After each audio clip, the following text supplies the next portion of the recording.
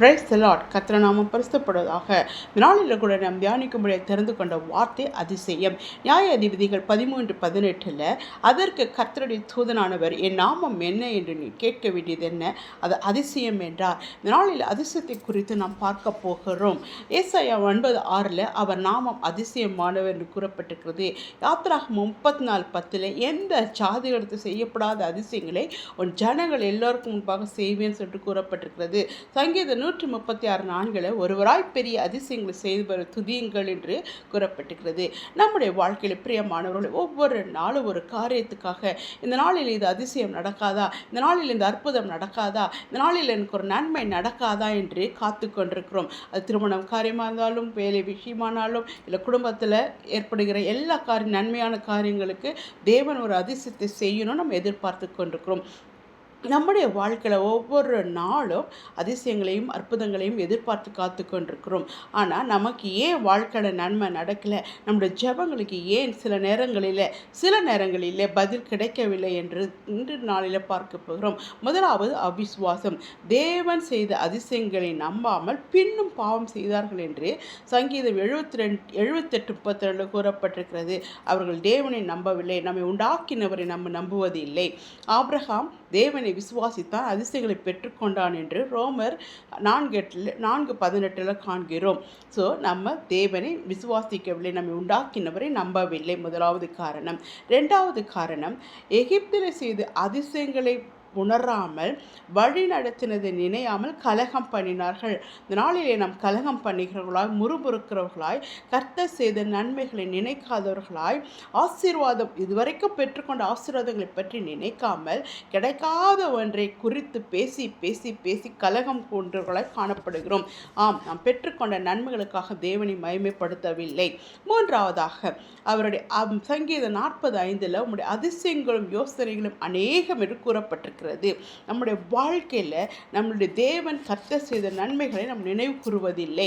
1 நாளாகமம் 16:13 அவர் செய்த அதிசயங்களையும் அற்புதங்களையும் அவர் வாக்கி நியாயத்தீர்ப்பினை நினைவு கூறுங்கள்.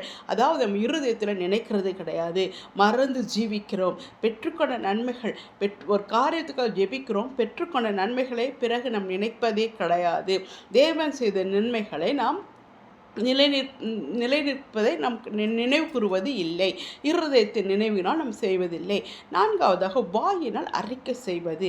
சங்கீதம் 96:3 ஜாதிகளுக்குள்ளும் சகல ஜனங்களுக்குள்ளும் அவருடைய அதிசயங்களை விவரித்து சொல்லுங்கள். நம்ம வாயினாலே கர்த்தருடைய சமூகத்தில் பெற்றுக்கொண்ட அதிசயங்களையும் அற்புதங்களையும் நன்மைகளையும் விவரித்து சொல்ல வேண்டும் என்று கூறப்பட்டிருக்கிறது. சங்கீதம் 96:3 105:2 அவர் வசனத்தை அவரை பாடி கீர்த்தனம் பண்ணணும்னு சொல்லிட்டு, அப்போ வாயினால் அறிக்கை செய்யணும், இருதயத்தில் நினைக்கிறணும், வாயினால் அறிக்கை செய்யணும், அவிசுவாசம் இருக்கக்கூடாது, கலகம் பண்ணக்கூடாது என்று 4 காரியங்களை கூறியிருக்கிறேன். ஐந்தாவதாக, கர்த்தருடைய சமூகத்திலே அவருடைய நாவு அவரை துதிக்க வேண்டும். சங்கீதம் 107:9 அவருடைய கிருபை நிமித்தமும் மனுப்புத்திற்கு அவர் செய்த அதிசயங்களை நிமித்தமும் அவரை துதிக்க வேண்டும். ஒவ்வொரு நாளும் எண்ணி எண்ணி எண்ணி அவர் செய்த கிருபைகளை துதிக்க வேண்டும். தேவனே இதை செய்தார், என் சுய பலத்தினாலோ சுய சக்தினாலோ என் பண பலத்தினாலோ என் வேலையினாலோ இல்லை, எல்லாமே கர்த்தருடைய ஈவுன்னு சொல்லிட்டு நம்ம நாவினால் அவரை துதிக்க வேண்டும். எண்ணி எண்ணி நம்மளுடைய எல்லா கிருபையும் எல்லா சகலமும் அவரால் உண்டாக்கப்பட்டது என்று நாம் அவரை முதன்மையாக்க வைக்க வேண்டும். நம்மையும் மற்றவர்களையும் வைக்கக்கூடாது, அவரை மாத்திரமே துதிக்க வேண்டும் என்று கூறப்பட்டிருக்கிறது. சங்கீதம் 19:71 நான் உபத்திரப்பட்டது நல்லது, அந்த நாள் பிரமாணங்களை கற்றுக்கொள்கிறேன் என்று. அப்போ நன்மை பெற்றுக்கொண்ட நாம் அதை அறிக்கை செய்ய வேண்டும். ஆறாவதாக, கண்கள் திறக்கப்பட்டிருக்கிறது. சங்கீதம் 119:18 உமது வேதத்தில் அதிசயங்களை பார்க்கும்படி கர்த்தர் அநேக அதிசயங்களையும் அற்புதங்களையும் ஆசீர்வாதங்களை இந்த வேதத்தில் வைத்திருக்கிறார்.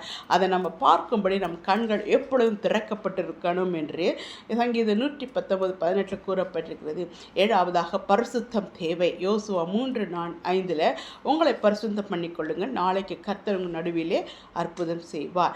ஆம் பிரியமானவர்களை, பரிசுத்தமாய் வாழ்ந்து கர்த்தருடைய வாழ்க்கையில் நம்முடைய வாழ்க்கையில் கர்த்தர் அதிசயம் செய்ய நம்ம ஒப்பு கொடுக்க வேண்டும். முதலாவது அவிசுவாசம், இரண்டாவது கலகம் பண்ணக்கூடாது, மூன்றாவது நாவு அவரை துதிக்க வேண்டும், நான்காவதாக இருதயத்தில் அவரை பற்றி யோசிக்க வேண்டும். அப்புறம் 6வது கண்கள் திறக்கப்பட வேண்டும். 7வதாக பரிசுத்தம் தேவை. இந்த 7 காரியங்கள் நம்முடைய வாழ்க்கையில் இருக்கும் பொழுது கர்த்தர் பெரிய அதிசயங்கள் நம் வாழ்க்கையில் செய்ய வல்லவராக இருக்கிறார் என்பதை மறந்து விடாமல் ஜீவிப்போம். கர்த்தர் நாமம் மாத்திரம் மகிமைப்படுவதாக. ஆமேன், ஆமேன்.